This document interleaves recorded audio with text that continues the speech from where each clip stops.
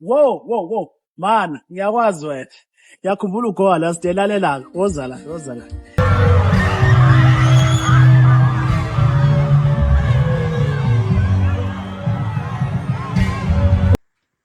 Awu, shwele. Sakubona bafowethu inkosamagcwama le.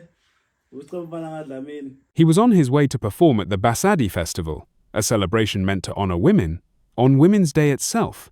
He never made it there. In the early hours of Sunday, the 9th of August 2026, a car crash near Melamed Hospital in Richards Bay, South Africa, took the life of one of Maskandi music's most beloved voices. Scebi Dlamini, known to millions of fans as Nkosi Yamakokama, was just on his way to do what he loved most. Today we're telling the real story of the man who became the torchbearer of Zulu folk music and the tragedy that shocked an entire genre on what should have been a day of celebration. The tragedy was confirmed by KwaZulu-Natal's MEC for Transport and Human Settlements, Scebi Dlamini, who said the crash occurred at a traffic light intersection directly opposite Melamed Hospital in Richards Bay. Despite emergency responders reaching the scene quickly, Dlamini could not be saved and died at the location of the crash. He was not traveling alone. 2 other people in the vehicle were rushed to hospital for treatment, and tragically, one of them later died from their injuries as well, while the other remained under medical care. Investigators from the SAPS Accident Unit have opened an inquiry into the exact cause of the collision, and, as of this recording, that investigation remains ongoing.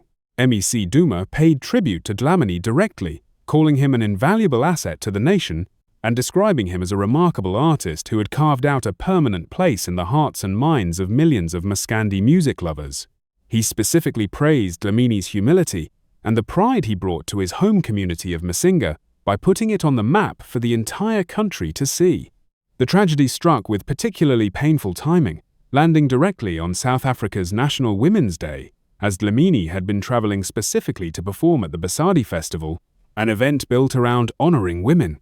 Tributes flooded in almost instantly from across South Africa's music and political landscape, including a public message of condolence from the Umkhonto weSizwe Party, alongside an outpouring of grief from fellow Maskandi artists, fans, and everyday South Africans on social media, many expressing that they were simply lost for words. Scebi Dlamini's journey into music began far from any recording studio, in Minga, a rural area nestled in the KwaZulu-Natal Midlands. Masinga carries deep cultural significance in Zulu tradition, and it was here, immersed in that heritage, that Dlamini developed the artistic identity that would eventually define his entire career.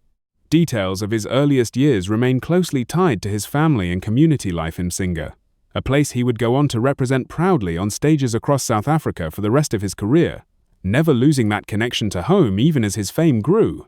Performing under the stage name Nkosi Yamakokama, which translates roughly to King of the Traditionally Dressed, Dlamini rose to become one of the defining voices in Maskandi, a genre of Zulu folk music built around intricate, rhythmic guitar work paired with storytelling vocals. His sound became instantly recognizable, blending soft, high-pitched vocal delivery with lyrics rooted in real-life experience and everyday observation, a style deeply respected within the genre for its authenticity.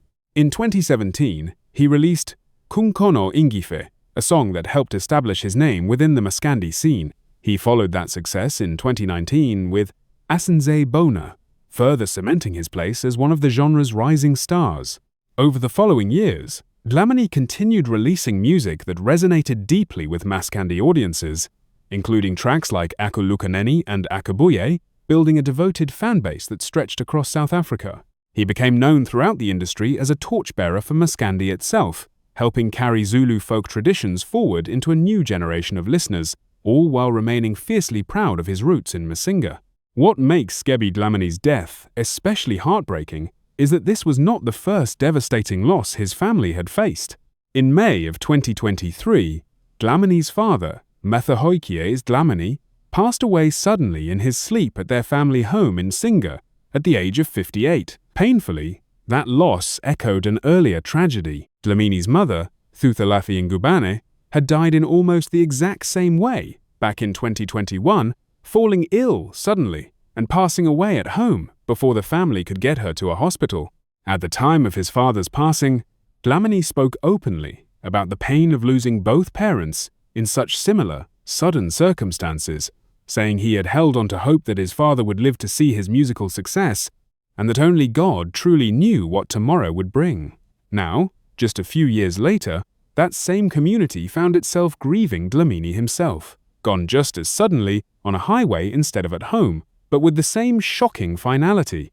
Scebi Dlamini's personal life remained largely private throughout his career, in keeping with the humility that so many public tributes highlighted after his passing. Available records indicate he was in a relationship referred to publicly as his wife, named Mbali, and that he was a father to 2 children, a daughter and a son. Beyond these details, Dlamini kept his family life shielded from the public spotlight, choosing to let his music, rather than his personal affairs, define his public image. As an independent Maskandi artist working within South Africa's music industry, Dlamini built his career and income through album releases, live performances, and festival appearances across the country, including the very festival circuit that ultimately claimed his life. No verified official net worth figure has been publicly reported for Scebi Dlamini, and given the private nature he maintained around his personal life, we won't speculate on numbers that haven't been confirmed. What is clear is that his true wealth was cultural rather than financial, measured in the growing prominence of Maskandi music under artists like him and in a devoted fanbase that considered him a genuine torchbearer for Zulu musical heritage. Scebi Dlamini's life and career carry a lesson that resonates well beyond the Maskandi genre. Despite enormous personal grief, including the loss of both of his parents within just a few years of each other, he continued creating music, continued performing, and continued representing his home community of Masinga with visible pride. He turned personal pain into art that connected deeply with audiences, refusing to let tragedy define him. His story is a powerful reminder that cultural preservation, carrying forward tradition, storytelling, and identity through art, is one of the most meaningful legacies a person can leave behind. Scebi Dlamini set out on Women's Day to celebrate the women of South Africa through his music, and instead became a devastating loss the entire nation now mourns together. From the rural community of Masinga to festival stages across KwaZulu-Natal, his voice carried Zulu tradition forward for a new generation of Maskandi fans. He leaves behind his wife Mbali, his 2 children, and a musical legacy that helped keep an entire cultural art form alive and thriving. Rest in peace, Nkosi Yamagokama. Your music carried the voice of your people, and it will continue to be heard for generations to come. If Scebi Dlamini's music, his story, or his role in preserving Maskandi culture touched your life, we'd love to hear about it. Leave a comment below sharing your favorite song of his, or what his artistry meant to you. And if you want more respectful, in-depth tributes to the artists who shaped music around the world, don't forget to subscribe to Your Star Facts.